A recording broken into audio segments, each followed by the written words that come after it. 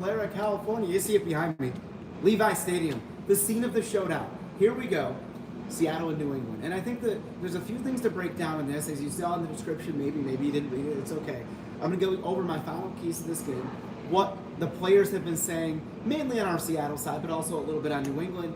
And we're going to make a final prediction here when this video is up, in this live stream we're doing from sunny. It's been sunny in Seattle this week too. It's like, of all weeks to be in California, why couldn't it be next week when it's supposed to be in the 40s and raining? But you know what? I hope we're getting rain down in the parade later on next week. So let's talk about this matchup. We got two teams. You know the story. Both drastically improved. New England went from 4-13 to 14-3, going to the Super Bowl. It's really impressive what Mike Vrabel did. But let's not sleep on what Mike Macdonald did. 10 wins last year, and now in the Super Bowl. They missed the playoffs by tiebreaker last year. And I think the turning point for the Seahawks, if we're being honest about it, was the trade of Ernest Jones last year. The fact when they brought Ernest in, dark side defense started to be born, right?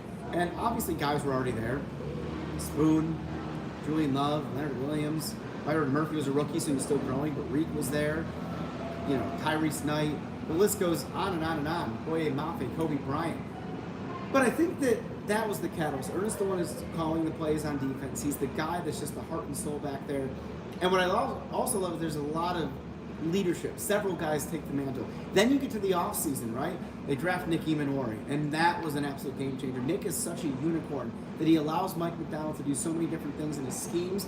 The idea that Mike Macdonald gets that pressure up front. He doesn't have to call a blitz because he's got big cat Leonard Williams, Byron Murphy, DeMarcus Lawrence, who again was a huge free agent acquisition that helped make this thing get to where it's going to be. And then you have Nick back there who can blitz. He can be a linebacker. He can be a safety, which is his natural thing.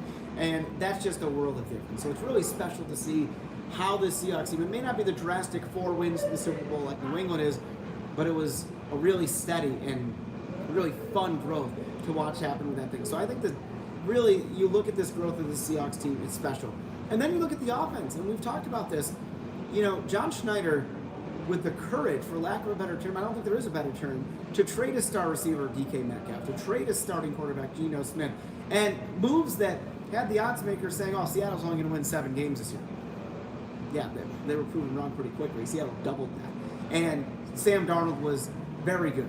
And Jackson Smith and Jigba was allowed to flourish as wide receiver 1. And he's got great complementary pieces around him. This is a special Seahawks team, any way you look at it. And it starts with the moves made. It starts with the courage made by those moves. It starts with the coaching and the culture that's really in that facility. You know, you're at the VMAC during the season, and it's a loose atmosphere. It's not loose in a way that they're not focused on. Everybody's locked in what they got to do, but they're also having fun. Mike Macdonald, at the team's last practice today, which lasted about 45 minutes, said that one of the things he'll remember about Super Bowl week the most was shadow boxing. Like, wait, shadow boxing? You know, one guy goes like this, and the other guy has to move, dodge the right way, and not get hit. They've been doing it all week. And Mike Macdonald joked, he's like, I pretend I don't know the rules, so I don't have to partake. But when you get to this stage, everything's on the line. And that's what you're doing. And that's how fun you're being and how loose you are. That's the sign of a special team. And they're going to be locked in for the game with New England. So that's how the Seahawks got here. The culture is awesome. There's accountability.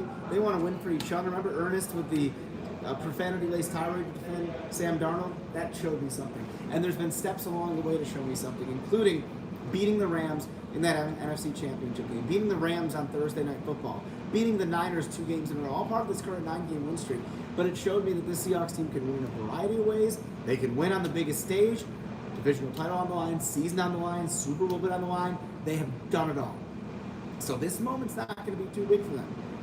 And that might be a difference from New England. I'm not saying it's going to be too big for them, but they didn't have a winner-take-all game. They, to their credit, were so good that they kind of won the division. But Seattle's division was much more competitive, and they had to have a winner-take-all game right here at the stadium behind me just over a month ago. We were there live on KOMO News, and we brought you that win. So the Seahawks have been in these must-win situations, and they've absolutely come through. Here comes another one on Super Bowl Sunday. So let's talk about the keys to the game now that we've talked about how we got here. To me, it's something. The first one is something I already mentioned. Mike Macdonald doesn't have to call blitzes, and he's still getting incredible defensive pressure, and that's a testament to that defensive line, all the guys on it. But it's also a game changer because the idea that he's generating that much pressure, he's stuffing the run game with just the 4-man rush, and that means your linebackers can drop back in coverage, they can spy a running back, a tight end, whatever it is out of the backfield. It's a game changer. And then you allow Nicky and Warren Spoon and Witherspoon, all those guys to do their thing in that regard. So that makes a game changer in its own way. Now, when you have a matchup like this, it is obviously so evenly done up. For all the things I said, and I do think Seattle's going to win, I wouldn't go crazy about that because it is two good teams. They're in the Super Bowl for a reason. They've won clutch games when they needed them the most. So when you get to this stage, I feel like it can be an X factor. It can be one little thing that is the difference. And how, when you look at that, can you not think of Rashid Shaheed? Okay, tie game with Atlanta in the regular season. They end up getting the kick return to start the second half for a touchdown right there, and the game was over. It went from 6-6 to 37-9, right? And then later in the season, of course, the Rams game, maybe the best regular season game I've seen in some time. LA is up 30-14. Seahawks look down and out. Look like it's going to be an uphill battle to get to the playoffs, win the division, and everything else. Here comes Sheed with that 58-yard punt return for a touchdown. Completely changed the game. Completely gave the 12s the energy they needed, the Seahawks the energy they needed, and they went on to win 38-37 in overtime. And then, of course, the divisional playoff game, taking on San Francisco. Opening kickoff. My soda can literally was shaking down the table on press row because the 12s were jumping and screaming so much. It was Rashid Shaheed's kickoff that was the difference in that one. So when you have a game like this, that is just so evenly matched. And let's not forget, Sheed had that 51-yard catch to open the drive against the Rams at the beginning of the game, and the Hawks went to punch it in, and they had another one of my points I'm going to talk about in a minute. So I think a game this close is going to be X factors, and Rashid Shaheed is absolutely that. Special teams is absolutely that. Remember the Colts game, Jason Myers, 6 field goals, those were the only points, but they found a way to win. That goes back to the previous point of this team winning in a variety of ways. And so the last point I want to bring up with this is the fast start. When the Seahawks score first, they're undefeated. Now, when they don't, they're still pretty darn good. They're 5-3. So, it's not like, oh, we struggle to win games. No, but there's something to be said for every time they start first, they go on to win this thing. And we saw it against the Rams. It felt like, even though it was 31-27, it felt like every step moving forward, as we got closer and closer to the end of that thing, that the Seahawks had had it cooking because they had the lead. And they just kept it rolling. Maybe they briefly traveled, they kept finding ways to just have that leg up because they found it first. And they found in that first drive with that 51-yard pass to Rashid.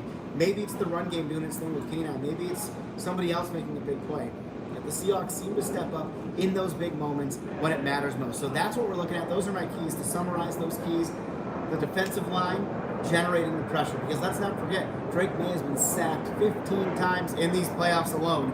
And to that end, that's an average of 5 sacks in the 3 playoff games that they've taken part in so far. So Mike McDowell can get, I don't want to say get away with that because it's part of the scheme, but if he can get away with that, being in a too high nickel package because the D-line is generating enough pressure, I don't see how they lose. I don't. And then, of course, on top of that is the way they've been finding different ways to win, the X factor in Sheed, and starting fast. Those are my KOMO 4 keys to the victory, and clearly it's something I think is going to happen at this point. So here we go. My key to victory, my final score prediction, Seahawks 21, New England 10. I'm saying it that way because I do have faith. I think that New England's defense is awfully good in their own right. I just don't see how the dark side defense gives up more than 10. And I'm not saying like it's a last second whatever. I think it's something like maybe Sheed returns a punt for a touchdown to make it 21-3 or something of that nature. So it's really cool in that regard. I really think that this team has got something special about them. They will come home with the Lombardi Trophy and we'll have a parade all over Seattle coming up later in the week. So that's the final call. Make sure you in the comments let me know how you think this game's going to go. Always love suggestions if you think there's a different key out there. But hey, Seahawks are in the Super Bowl. First time in 11 years, the chance to make this full circle, right? Exercise the sad moments of 11 years ago. It's fitting that they get this same matchup with the Patriots. And here we go.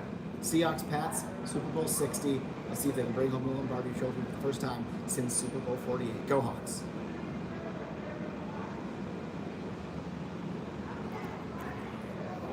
I don't know. Thanks, Doug. Oh.